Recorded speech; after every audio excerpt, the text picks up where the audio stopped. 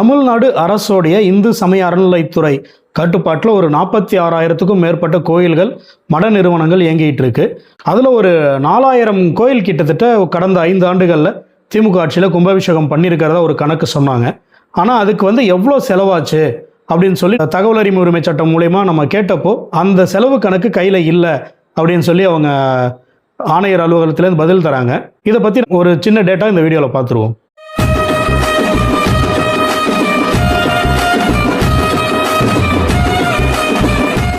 வணக்கம், நான் உங்கள் வாண்டரிங் மாங்க் சத்யா.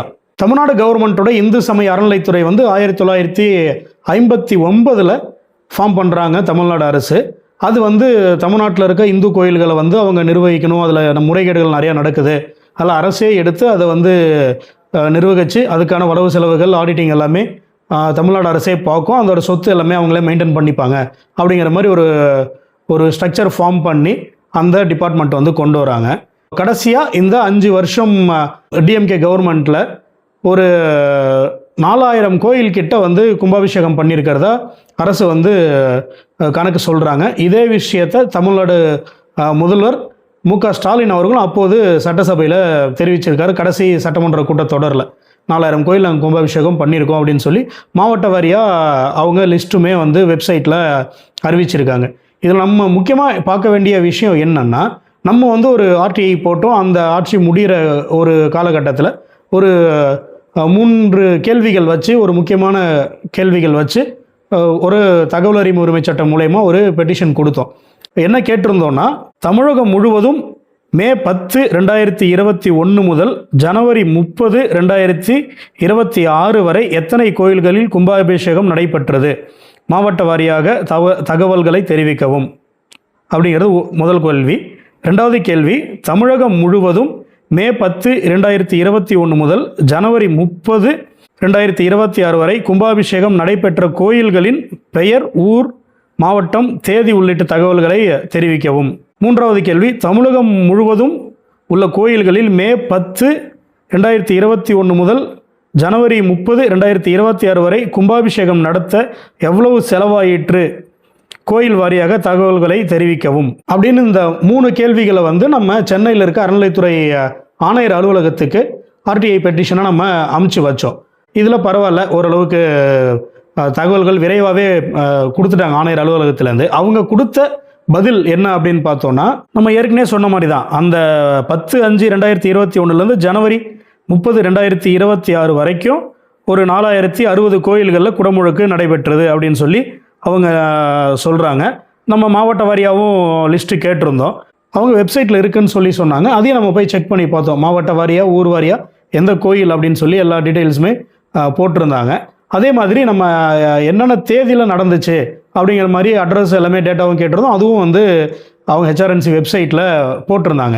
இதில் முக்கியமான விஷயம், நம்ம கடைசியாக அந்த கேட்ட கேள்வி, இந்த 4,060 கோயில் சொல்கிறீங்க, அந்த கோயில்களில் செலவு எவ்வளோ ஆச்சு கும்பாபிஷேகம் நடத்துறதுக்கு அப்படின்னு சொல்லி நம்ம கேட்ட கேள்விக்கு அவங்க கொடுத்துருக்கிற பதில் ஒரே வரியில், மனுதாரர் கோரியுள்ள தகவல்கள் இவ்வலுவலக தொகுப்பில் இல்லை அப்படின்னு சொல்லி அவங்க ஒரு பதில் கொடுத்துருக்காங்க.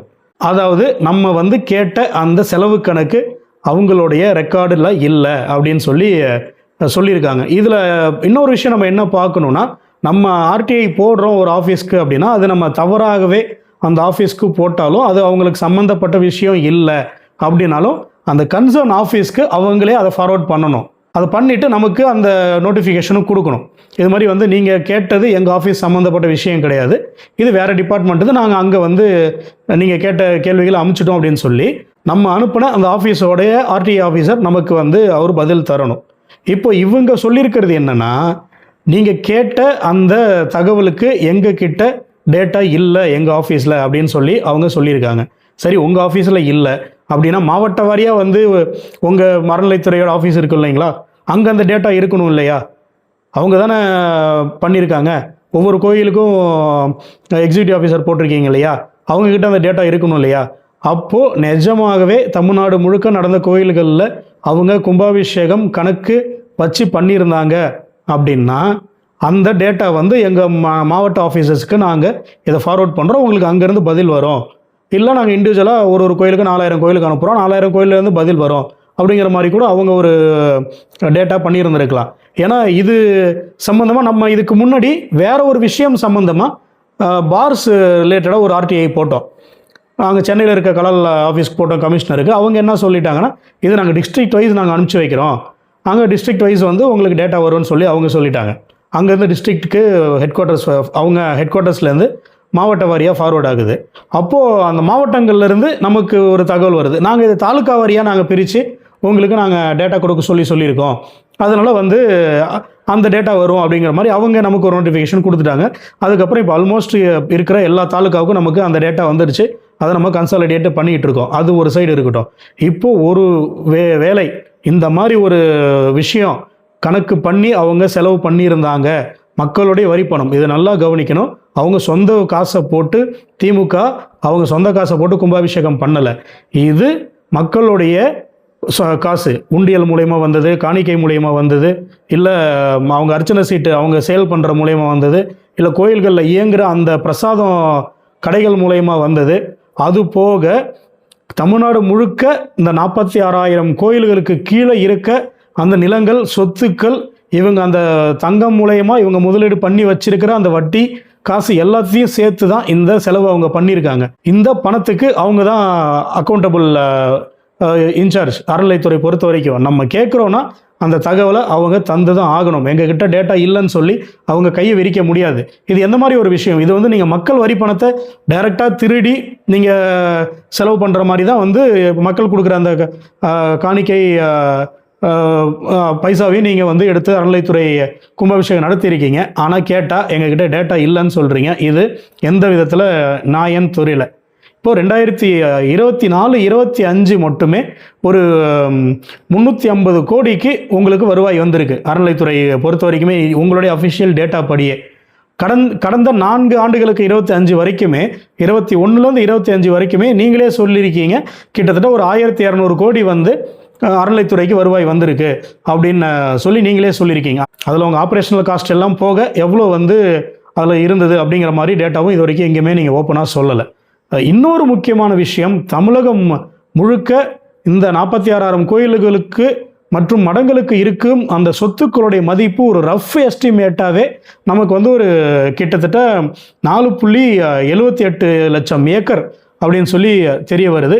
அதோடைய வேல்யூ அப்படின்னு பார்த்தோன்னா ஒரு ரஃப் எஸ்டிமேட்டாக நம்ம போட்டாலே கிட்டத்தட்ட வந்து ஒரு 4.5 லட்சம் கோடி வருது சொத்து மதிப்பு மட்டுமே. அது போக இதுவரைக்கும் எந்த ஓப்பன் டேட்டாவுமே அவங்க எந்த அரசுமே சரி, திமுக இருந்தப்பையும் சரி, அதிமுக இருந்தப்பையும் சரி, அறநிலைத்துறை மூலயமா ஆண்டுக்கு இவ்வளோ வருமானம் வந்து பிரேக்கப் அவங்க இது வரைக்கும் கொடுத்ததில்லை.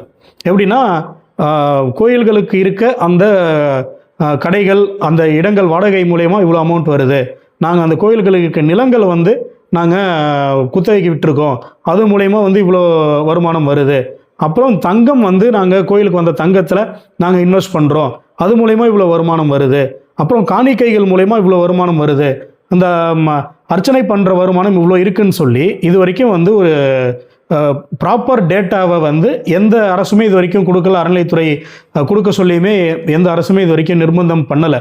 அப்படின்னா அது யார் வீட்டு காசு நீங்கள் எடுத்து வந்து உங்கள் இஷ்டத்துக்கு செலவு பண்ணிகிட்டு இருக்கீங்க? அது யாருக்கு நீங்கள் கணக்கு சொல்லணும்? மக்களுக்கு சொல்ல வேண்டிய கணக்கு, அக்கௌண்டபிலிட்டி இல்லை. இன்றைக்கு வரைக்கும் வந்து பல்வேறு ஊர்களில் பல்வேறு சோஷியல் ஆக்டிவிஸ்ட்ஸ் வந்து இந்த விஷயங்களை பெருசாக பேசிக்கிட்டு இருக்காங்க. நீங்கள் வந்து பாஜக உள்ளே வந்துடும், உள்ளே பூந்துடும், கோயில் அவங்க கையில் எடுத்துக்கிறதுக்கு பிளான் பண்ணுறாங்க, அறநிலைத்துறை ஒழிக்கணும்னு நினைக்கிறாங்க அப்படிங்கிற மாதிரிலாம் நீங்கள் ட்ராமா போட்டுக்கிட்டு இருக்கீங்க. நீங்கள் வந்து உங்கள் சைடு நீங்கள் கரெக்டாக இருந்தீங்கன்னா அதுக்கான பேச்சே இல்லாமல் போயிடும். இப்போது நீங்கள் கணக்கு வழக்கு கரெக்டாக கொடுக்குறீங்க, இஓஸ் எதுவுமே தப்பு பண்ணலை, அவங்க கையாடல் பண்ணாமல் கரெக்டாக வந்து எல்லா கணக்கும் மெயின்டைன் பண்ணுறாங்க, பொது வேலையில் வைக்கிறீங்க அப்படின்னா இந்த கேள்விகள் யாருமே உங்களை கேட்க போகிறது கிடையாது. ஆனால் நடக்கிறது பூராவே வந்து ஒரு திரைமறைவில் நடக்கிற மாதிரியே இருக்குது. மக்களுக்கு நீங்கள் டேட்டாவும் சொல்ல மாட்டேங்கிறீங்க. அப்படிங்கும்போது ஒரு சில பேர் வந்து இந்த மாதிரி கேள்விகள் எழுப்ப தான் செய்வாங்க. அக்கௌண்டபிலிட்டி இல்லை அப்படிங்கும்போது, டிரான்ஸ்பரன்சி இல்லை அப்படிங்கும்போது, அப்புறம் ஏன் நீங்கள் உங்களுக்கு அந்த டிபார்ட்மெண்ட் கீழே ஏன் இதெல்லாம் வச்சுக்கிட்டு கோயிலெலாம் வந்து பொதுமக்கள்கிட்ட அறங்காவலர்கள் அந்த ஊர் நிர்வகிப்பாங்க அப்படிங்கிற மாதிரி கொடுத்துட்டு போக வேண்டியதானே அப்படிங்கிற மாதிரி கேள்விகளும் வரும். இது எல்லாமே வந்து கடந்த 5 ஆண்டுகளில் இந்த பொதுவெளியில் பெருசாக கணக்குமே தாக்கல் பண்ணல ஒரு சேகர் பாபு இருந்தபோதுமே.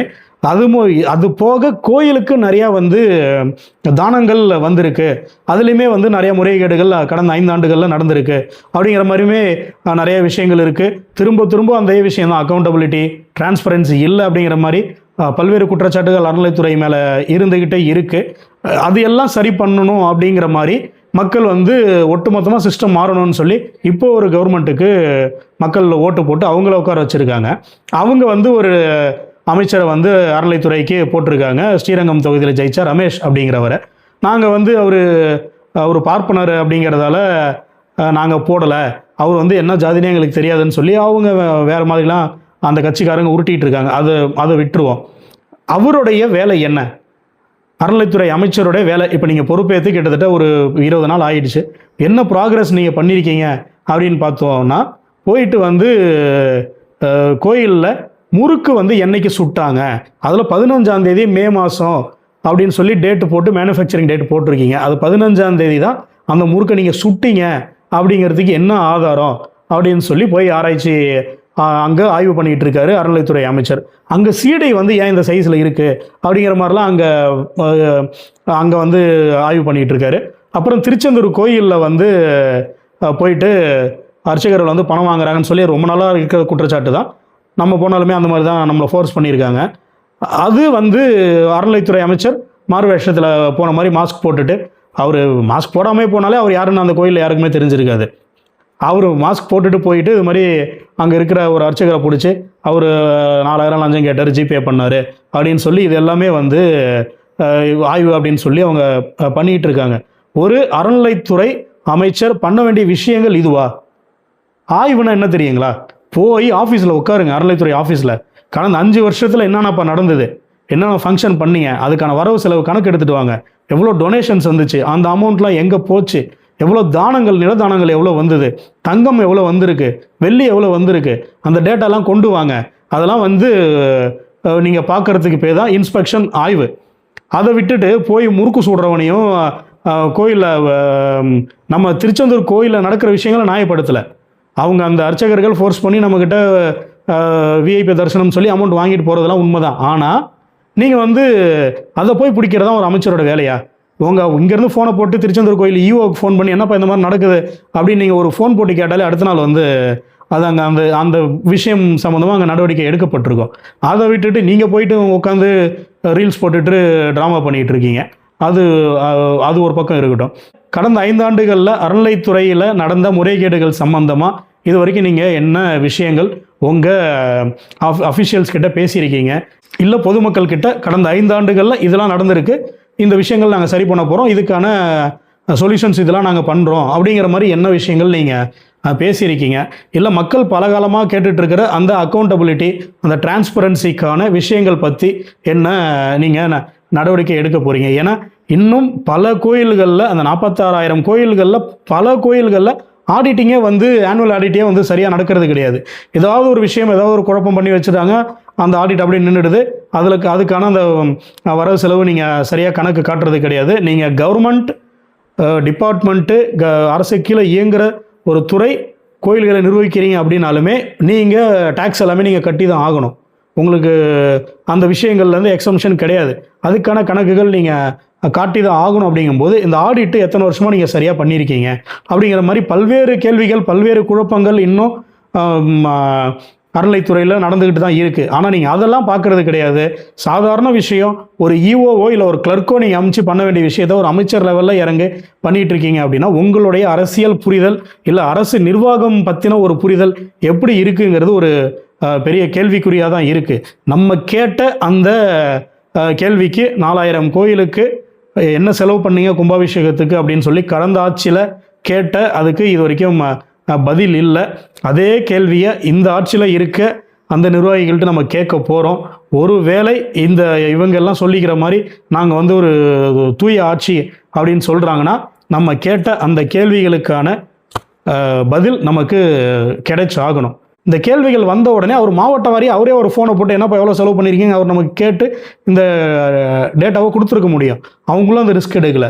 இப்போ வந்திருக்கிற அறநிலைத்துறை அமைச்சருக்கு நம்ம திருப்பி வந்து இதே விஷயங்களை ஃபார்வர்ட் பண்ணலாமான்னு பார்த்துக்கிட்டு இருக்கோம். அங்கே போயிட்டும் என்ன நமக்கு ரிப்ளை வரப்போகுது அப்படிங்கிறதை நம்ம பொறுத்திருந்து பார்ப்போம். அதுவரை உங்கள் வாண்டரிங் மாங்க் சத்யாவுடன் இணைந்திருங்கள்.